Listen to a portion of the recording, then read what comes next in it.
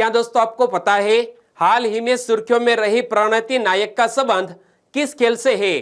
प्रतिवर्ष अंतरराष्ट्रीय सहकारिता दिवस कब मनाया जाता है? कालबेलिया नृत्य का संबंध किस राज्य की जनजाति से है?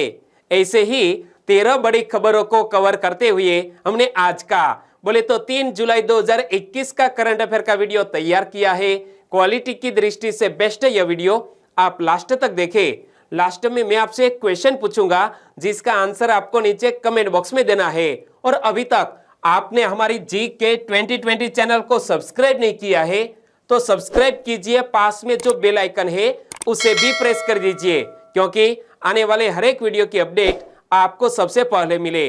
और पूरे मंथ की PDF फाइल आप पढ़ना चाहते हैं तो नीचे डिस्क्रिप्शन में लिंक दे दी है, वहां से आप डाउनलोड कर सकते हैं, पढ़ सकते हैं। चलिए बिना वक्त गंवाए स्टार्ट करते हैं पहले क्वेश्चन से। पहला क्वेश्चन, भारत के अनौपचारिक श्रमिक वर्ग का समर्थन करने हेतु 500 मिलियन अमेरिकी डॉलर के ऋण कार्यक्रम को मंजूरी किसने दी? हमारे भारत देश में अनौपचारिक श्रमिक वर्ग का समर्थन करने हेतु 500 मिलियन अमेरिकी डॉलर के ऋण कार्यक्रम को मंजूरी दे दी है विश्व बैंक ने। यानी कि इस क्वेश्चन का सही आंसर है विश्व बैंक। हाल ही में विश्व बैंक यानी कि वर्ल्ड बैंक ने वर्तमान महामारी संकट से उबरने के लिए भारत के अनौपचारिक श्रमिक वर्ग का समर्थन करने हेतु 500 मिलियन अमेरिकी डॉलर के ऋण कार्यक्रम को मंजूरी दी है। और यह ऋण राज्यों को वर्तमान महामारी, भविष्य की जलवायु और आपदा के झटकों से निपटने हेतु अधिक नम्यता प्रदान करेगा। और जब यह ऋण विश्व बैंक समूह के द्वारा प्रदान किया गया है तो विश्व बैंक समूह एक विशिष्ट वैश्विक साझेदारी है जिसमें 5 विकास संस्थान शामिल है। विश्व बैंक की बेसिक इंफॉर्मेशन तो मैंने आपको कई बार बताई, लेकिन यह विश्व बैंक समूह में जो 5 विकास संस्थान शामिल है तो पांचों विकास संस्थान के बारे में आज मैं आपको बताने जा रहा हूं। आप नोट कीजिए, अंतरराष्ट्रीय पुनर्निर्माण और विकास बैंक, जिसको हम शॉर्ट में IBRD कहते हैं। IBRD ऋण, क्रेडिट और अनुदान प्रदान करता है। दूसरा विकास संस्थान है IDA यानी कि अंतरराष्ट्रीय विकास संघ, और यह अंतरराष्ट्रीय विकास संघ कम आय वाले देशों को कम या बिना ब्याज वाले ऋण प्रदान करता है। तीसरा विश्व बैंक का विकास संस्थान है IFC, शॉर्ट में भी आप नोट कर सकते हैं। अंतरराष्ट्रीय वित्त निगम कंपनियों और सरकारों को निवेश, सलाह तथा परिसंपत्तियों के प्रबंधन संबंधी सहायता प्रदान करता है। और चौथा विश्व बैंक का विकास संस्थान है MIGA यानी कि बहुपक्षीय निवेश गारंटी एजेंसी। यह ऋणदाताओं और निवेशकों को युद्ध जैसे राजनीतिक जोखिम के खिलाफ सुरक्षा प्रदान करने का काम करती है। कौन? बहुपक्षीय निवेश गारंटी एजेंसी। और आगे बात करें तो निवेश विवादों के निपटारे के लिए अंतरराष्ट्रीय केंद्र, जिसे हम कह सकते हैं ICSID। ICSID निवेशकों और देशों के मध्य उत्पन्न निवेश विवादों के सुलह और मध्यस्थता के लिए सुविधा प्रदान करता है। कौन?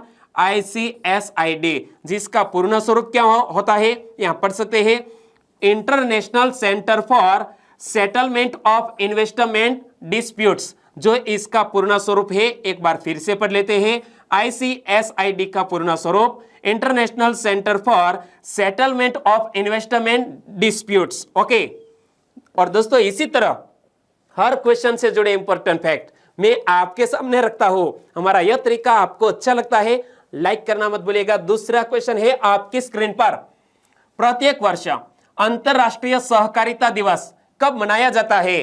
प्रत्येक वर्ष इंटरनेशनल डे ऑफ कोऑपरेटिव्स मनाया जाता है जुलाई के पहले शनिवार को। कब? जुलाई का पहला शनिवार आज ही है, यानी कि आज यह अंतरराष्ट्रीय सहकारिता दिवस मनाया जा रहा है। हमारा सही ऑप्शन है जुलाई के पहले शनिवार को प्रत्येक वर्ष अंतरराष्ट्रीय सहकारिता दिवस मनाया जाता है।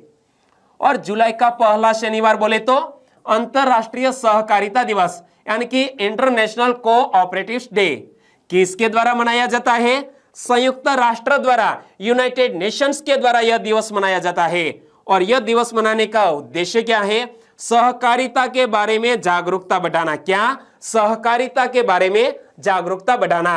और यहां पर पढ़िए इंटरनेशनल डे ऑफ कोऑपरेटिव्स, और यहां एक टैगलाइन भी है रीबिल्ट बेटर टुगेदर, और यहां लिखा है 3 जुलाई 2021 को यह महत्वपूर्ण दिवस मनाया जा रहा है। और संयुक्त राष्ट्र अंतरराष्ट्रीय सहकारिता दिवस कब से मना रहा है?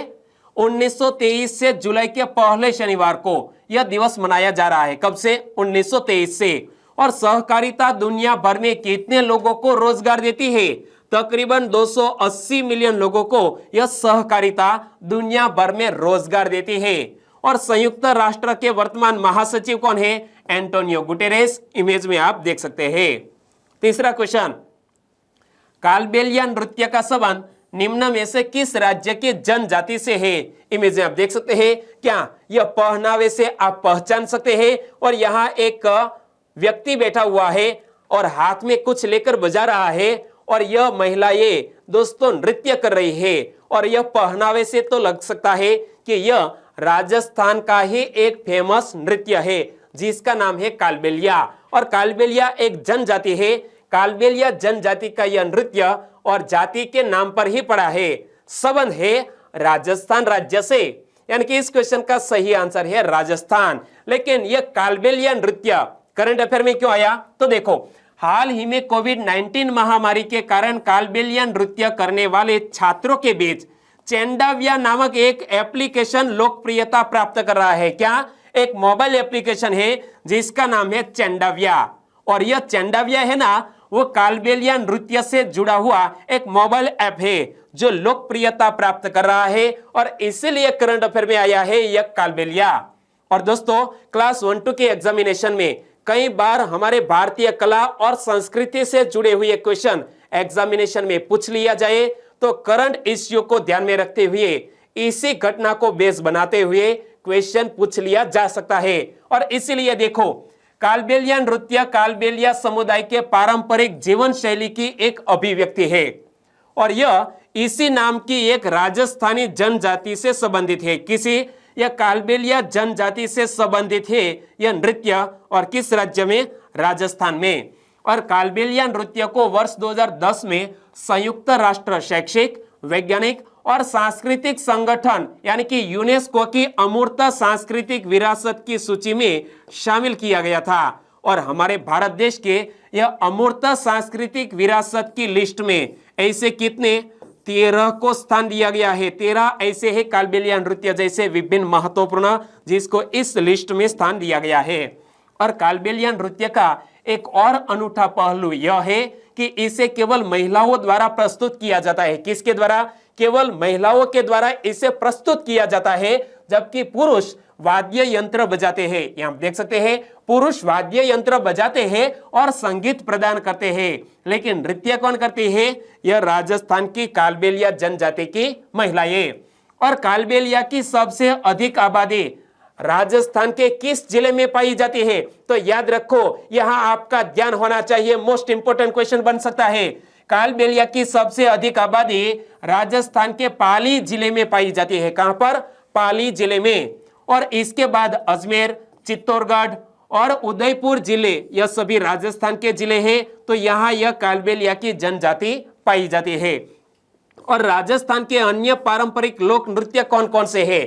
जैसा कि हमने जिक्र किया कालबेलिया, कालबेलिया के अलावा राजस्थान के अन्य पारंपरिक लोक नृत्य है गैर, कच्छी घोड़े, घूमर, भवई आदि भी राजस्थान के फेमस लोक नृत्य है, यानी कि फोक डांस है। तो यह भी याद रख लो, कौन कौन से? गैर, कच्छी घोड़े, घूमर और भवई, यह सभी लोक नृत्य है राजस्थान राज्य से। आपने याद रख लिया, वेरी नाइस। चौथा क्वेश्चन, भारत नेट प्रोजेक्ट का उद्देश्य ग्रामीण भारत में कौन सी सेवा के वितरण को सुगम बनाना है? भारत नेट प्रोजेक्ट का उद्देश्य हमें हमारे ग्रामीण इलाकों में ई गवर्नेंस, ई स्वास्थ्य, ई शिक्षा और साथ साथ इंटरनेट, यह सभी सुविधा सुगम बनाने हेतु हमारे केंद्र सरकार की ओर से भारत नेट प्रोजेक्ट लॉन्च किया गया है। तो हमारा सही ऑप्शन कौन सा बन गया? उपरयुक्त सभी सुविधाएं सुगम बनाने हेतु भारत नेट प्रोजेक्ट लॉन्च किया गया है। कौन कौन सी सुविधाएं? ई गवर्नेंस, ई स्वास्थ्य, ई शिक्षा और साथ साथ इंटरनेट सेवा भी। और हाल ही में केंद्रीय मंत्रिमंडल ने सार्वजनिक निजी भागीदारी मॉडल यानी कि पब्लिक प्राइवेट पार्टनरशिप, जिसे हम शॉर्ट में कह सकते हैं पीपीई मॉडल के माध्यम से भारत नेट परियोजना के कार्यान्वयन के लिए 19,041 करोड़ रुपए तक की व्यवहार्यता अंतराल अनुदान सहायता को मंजूरी दी गई है। इसीलिए करंट अफेयर में आया है भारत नेट प्रोजेक्ट। और भारत नेट ऑप्टिकल फाइबर का उपयोग कर विश्व का सबसे बड़ा ग्रामीण ब्रॉडबैंड कनेक्टिविटी कार्यक्रम है।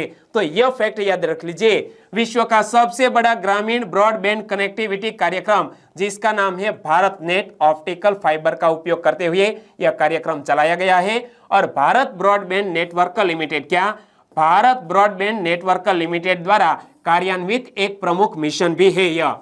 और अक्टूबर 2011 में नेशनल ऑप्टिकल फाइबर नेटवर्क, दोस्तों NOFN, जिसको पूर्ण स्वरूप में कह सकते हैं नेशनल ऑप्टिकल फाइबर नेटवर्क को लॉन्च किया गया। कब? अक्टूबर 2011 में। और वर्ष 2015 में इसका नाम बदलकर भारत नेट प्रोजेक्ट कर दिया गया है।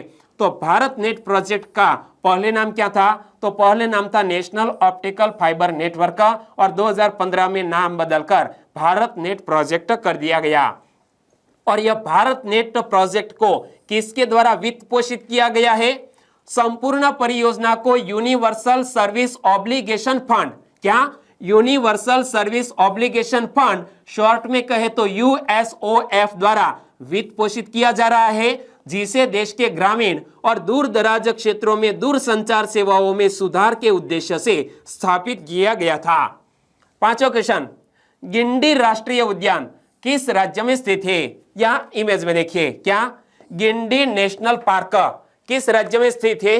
गिंडी नेशनल पार्क तमिलनाडु राज्य में स्थित है। यानी कि इस क्वेश्चन का सही आंसर है ऑप्शन डी, तमिलनाडु राज्य में यह गिंडी राष्ट्रीय उद्यान स्थित है। और तमिलनाडु में कहां पर? तमिलनाडु का एक महत्वपूर्ण शहर जिसका नाम है चेन्नई। चेन्नई एक्सप्रेस फिल्म आपने देखी है, बहुत ही खूबसूरत मूवी है। कौन सी? चेन्नई एक्सप्रेस। तो यह चेन्नई में स्थित है गिंडी नेशनल पार्क। कहां पर? चेन्नई में। तो गिंडी राष्ट्रीय उद्यान की बात करें, यह भारत का 8वां सबसे छोटा राष्ट्रीय उद्यान है। कौन से नंबर का? हमारा भारत देश का 8वां सबसे छोटा राष्ट्रीय उद्यान। और उन चुनिंदा राष्ट्रीय उद्यानों में से भी एक है जो शहर के अंदर अवस्थित है। क्या? यह शहर के अंदर अवस्थित है गिंडी नेशनल पार्क। और चेन्नई के महानगरीय क्षेत्र के मध्य स्थित यह गिंडी नेशनल पार्क। तो दोस्तों इसी तरह के छोटे या बड़े नेशनल पार्क किसी भी शहर के बीच होना यानी कि सानुकूल पर्यावरण की एक अच्छी निशानी भी है।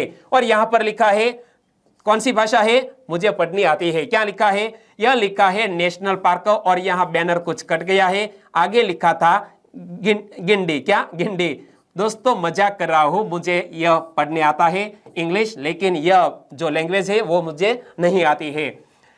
चेन्नई स्थित गिंडी राष्ट्रीय उद्यान चेन्नई शहर के लोगों को विभिन्न पारितंत्र सेवाएं यानी कि इकोसिस्टम सर्विसेज प्रदान करता है।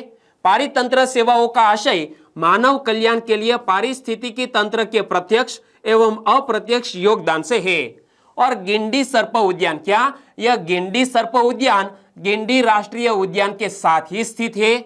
इसे वर्ष 1995 में यानी कि 1995 में केंद्रीय चिड़ियाघर प्राधिकरण यानी कि सेंट्रल जू अथॉरिटी से एक मध्यम चिड़ियाघर के रूप में वैधानिक मान्यता प्राप्त हुई थी। और वर्ष 1978 में इसे छोटे क्षेत्र जिसे पूर्व में गिंडी डियर पार्क के नाम से जाना जाता था, उनको राष्ट्रीय उद्यान घोषित किया गया था। और तमिलनाडु में और कौन कौन से राष्ट्रीय उद्यान है वो भी आज आप याद रख ही लो। मन्नार की खाड़ी में समुद्री राष्ट्रीय उद्यान है धनुषकोडी में। इंदिरा गांधी राष्ट्रीय उद्यान जिसे पूर्व में अन्नामलाई वन्यजीव अभयारण्य के नाम से जाना जाता था, वो भी तमिलनाडु में। मुकुर्थी राष्ट्रीय उद्यान ऊटी, तो यह मुकुर्थी राष्ट्रीय उद्यान भी तमिलनाडु में। और मुदुमलाई राष्ट्रीय उद्यान मुदुमलाई में है, वो भी तमिलनाडु में। तो यह गिंडी नेशनल पार्क के साथ यह नेशनल पार्क है, वो भी याद आपने रख लिया। Very nice. छठा क्वेश्चन, ग्लेशियल लेक एटलस का विमोचन किसने किया? हाल ही में ग्लेशियल लेक एटलस का विमोचन किया है जल शक्ति मंत्रालय ने, यानी कि इस क्वेश्चन का सही आंसर है जल शक्ति मंत्रालय। ग्लेशियल लेक एटलस गंगा नदी घाटी में मौजूद हिमनद जिलों पर आधारित है, जो इसके उद्गम स्थल से लेकर हिमालय की तलहटी तक 2,47,109 वर्ग किलोमीटर के जल ग्रहण क्षेत्रों को कवर करती है। और यहाँ इमेज को पढ़िए, क्या लिखा है, मिनिस्ट्री ऑफ जल शक्ति रिलीज्ड ग्लेशियल लेक एटलस, और यह गंगा रिवर बेसिन से आधारित यह एटलस है। तो यह एटलस 0.25 हेक्टेयर से अधिक जल प्रसार क्षेत्र वाले गंगा नदी बेसिन के लिए एक व्यापक एवं व्यवस्थित हिमनद झील डेटाबेस प्रदान करता है। जलवायु परिवर्तन प्रभाव विश्लेषण के संदर्भ में परिवर्तन विश्लेषण के लिए भी एटलस को संदर्भ डेटाबेस के रूप में उपयोग किया जा सकता है। और एटलस का उपयोग ग्लेशियर पर जलवायु प्रभाव अध्ययन के लिए भी किया जा सकता है। और ग्लेशियल लेक आउटबर्स्ट फ्लड, क्या ग्लेशियल लेक आउटबर्स्ट फ्लड के संभावित जोखिमों का पता लगाने के लिए भी यह एटलस काफी महत्वपूर्ण साबित हो सकता है, जिसे हमारे जल शक्ति मंत्रालय ने हाल ही में रिलीज किया है। सातवां क्वेश्चन, किस राज्य की सरकार ने अपने आधिकारिक पत्राचार या संचार में केंद्र सरकार शब्द के उपयोग को बंद करने एवं इसके स्थान पर संघ सरकार शब्द का उपयोग करने का फैसला किया है?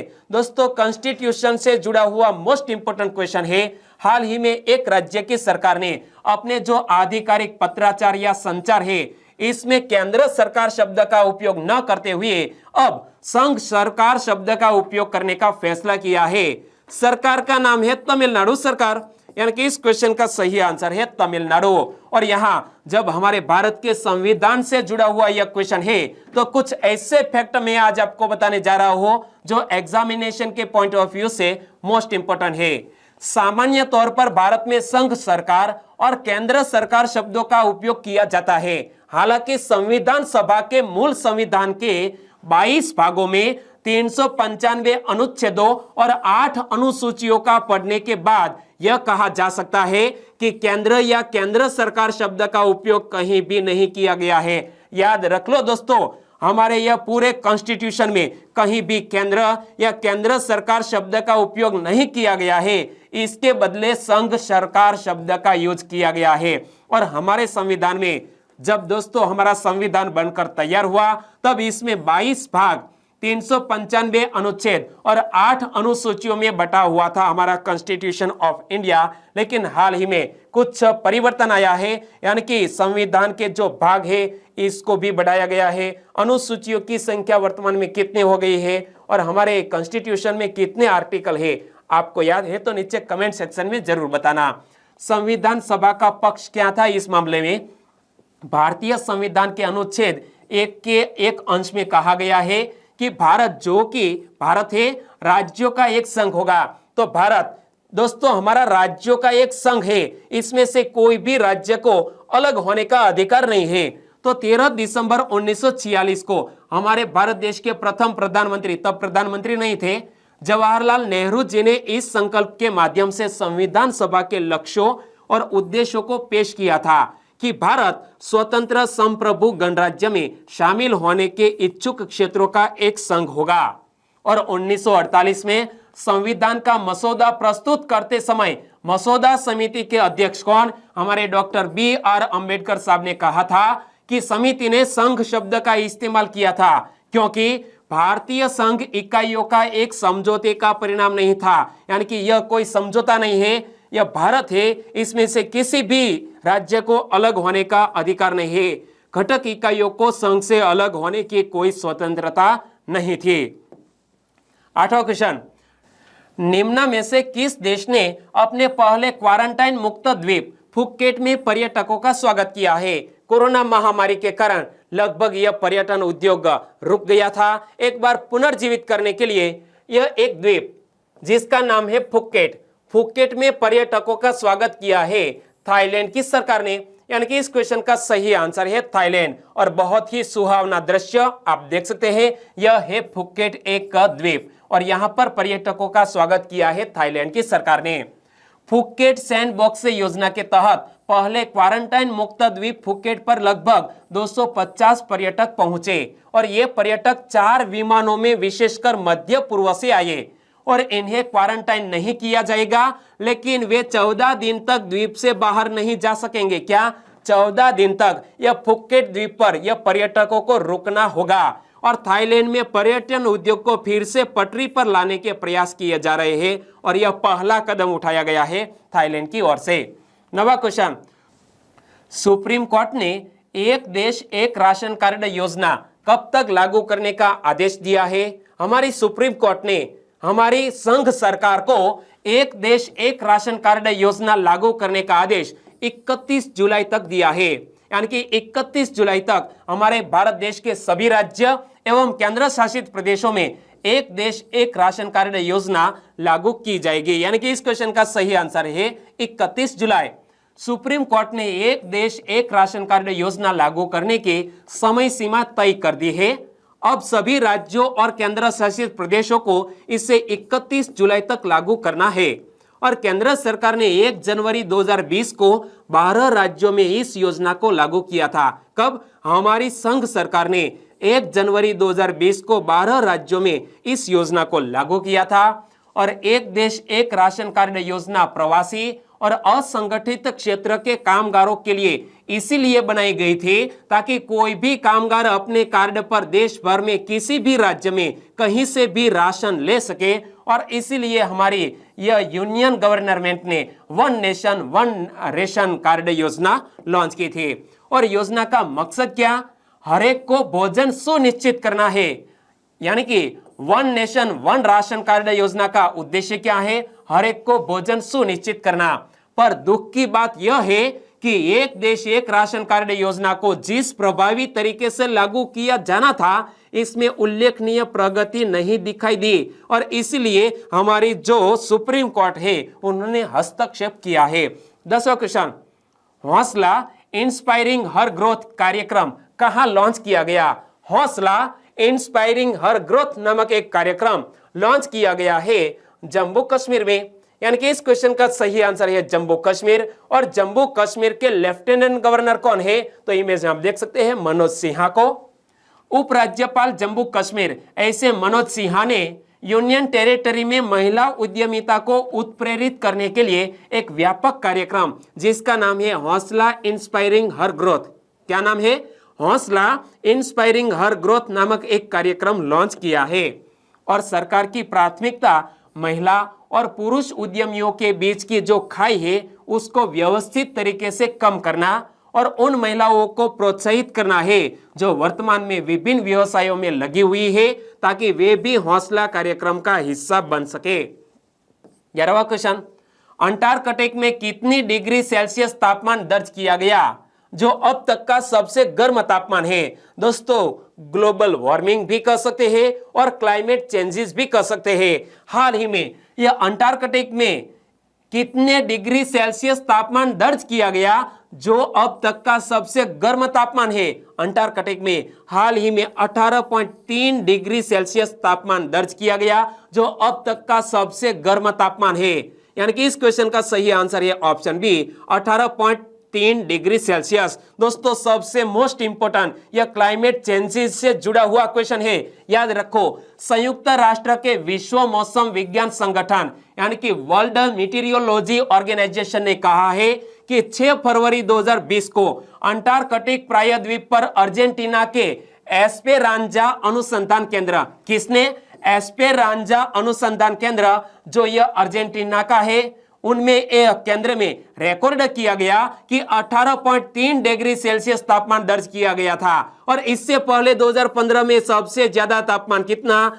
17.5 डिग्री सेल्सियस दर्ज किया गया था। यानी कि यह अंटार्कटिक में दर्ज किया गया अब तक का सबसे ज्यादा तापमान है। कितना? 18.3 डिग्री सेल्सियस। और अंटार्कटिक प्रायद्वीप पृथ्वी ग्रह के सबसे तेजी से गर्म होने वाले क्षेत्रों में से एक है। यह याद रखो, अंटार्कटिक प्रायद्वीप पृथ्वी ग्रह के सबसे तेजी से गर्म होने वाले क्षेत्रों में से एक है और पिछले 50 वर्षों में लगभग 3 डिग्री सेल्सियस की इसमें बढ़ोतरी हुई है।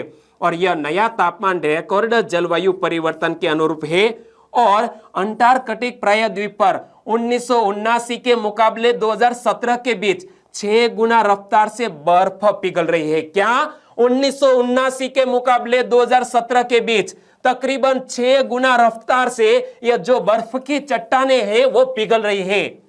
और माना जाता है कि मालदीव जैसे बहुत से इलाके हैं जो ग्लोबल वार्मिंग की वजह से साल 2021 तक साल 2021 तक डूब सकते हैं, यह क्लाइमेट चेंजेस की वजह से।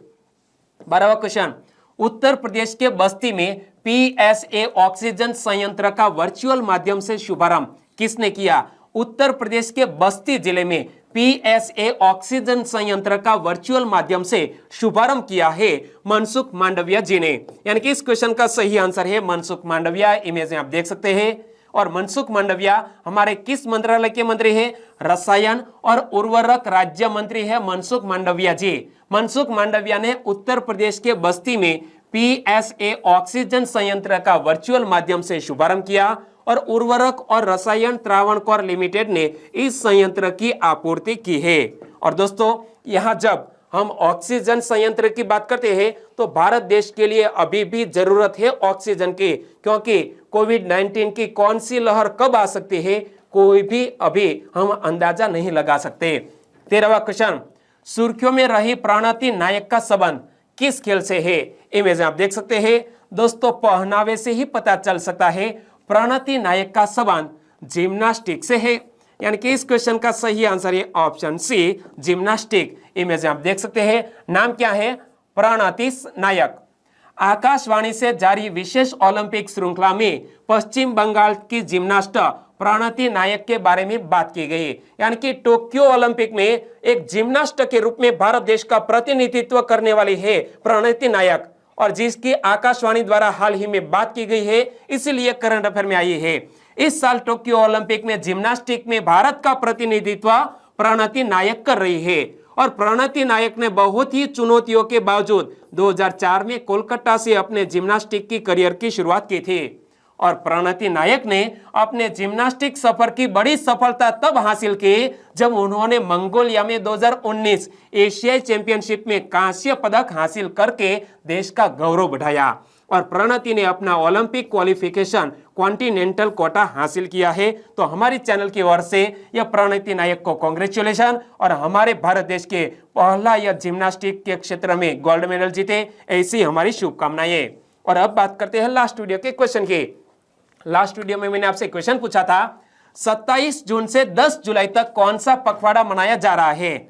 27 जून से 10 जुलाई तक दंपति संपर्क पखवाड़ा मनाया जा रहा है, और 11 जुलाई से 15 दिन तक जनसंख्या स्थिरता पखवाड़ा भी मनाया जाने वाला है। और 11 जुलाई को हम दोस्तों कौन सा दिवस मनाते हैं वो आप सभी को पता है। यानी कि लगभग सभी दोस्तों ने बिल्कुल सही आंसर दिया है। इनमें से कुछ फ्रेंड के नाम लेना चाहूंगा, तो वो है वसावा परेश, रविंद्र भाणवर, नीलेश किशोरी, विष्णु खाट। इन सभी दोस्तों ने बिल्कुल सही आंसर दिया है। दंपति संपर्क पखवाड़ा मनाया जा रहा है।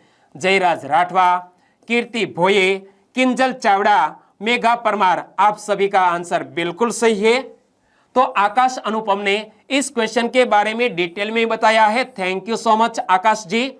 राठौड़ हरपाल सिंह, कंजरिया रश्मिता और मीरा रावलिया, सभी दोस्तों को बहुत बहुत धन्यवाद। और आज के वीडियो का क्वेश्चन हम पेश करें, इनसे पहले मैं आपको एक छोटा सा चुटकुला सुनाना चाहूंगा, क्योंकि हाल ही में अंतरराष्ट्रीय चुटकुला दिवस मनाया गया ना। ओके, तो यहाँ हमारे एक फ्रेंड है जिसका नाम है विनय परमार। विनय परमार ने कमेंट में बहुत से चुटकुले लिखे थे। इनमें से एक मैं यहाँ पढ़ता हूँ। हार्ट अटैक जैसी हालत होती है। क्या? हार्ट अटैक जैसी हालत होती है जब कोई कहता है तेरे बारे में एक बात पता चली है। ओके, समझ गए? Very nice. आज का क्वेश्चन, टोक्यो ओलंपिक के लिए क्वालिफाई करने वाले श्री हरि नटराज का संबंध किस खेल से है? एक बार फिर से पढ़ लीजिए। टोक्यो ओलंपिक के लिए क्वालिफाई करने वाले श्री हरि नटराज का संबंध किस खेल से है? सही ऑप्शन चुन लिया है तो आंसर दीजिए नीचे कमेंट बॉक्स में। और वीडियो वाकई में आपको अच्छा लगा है, हेल्पफुल लगा है, तो आपके दोस्तों को फेसबुक, व्हाट्सएप या टेलीग्राम के जरिए इस वीडियो की लिंक शेयर करना मत भूलिएगा। बस एक छोटी सी उम्मीद के साथ आज का वीडियो खत्म करते हैं, फिर मिलेंगे नए करंट अफेयर वीडियो के साथ। तब तक के लिए टेक केयर एंड जय हिंद।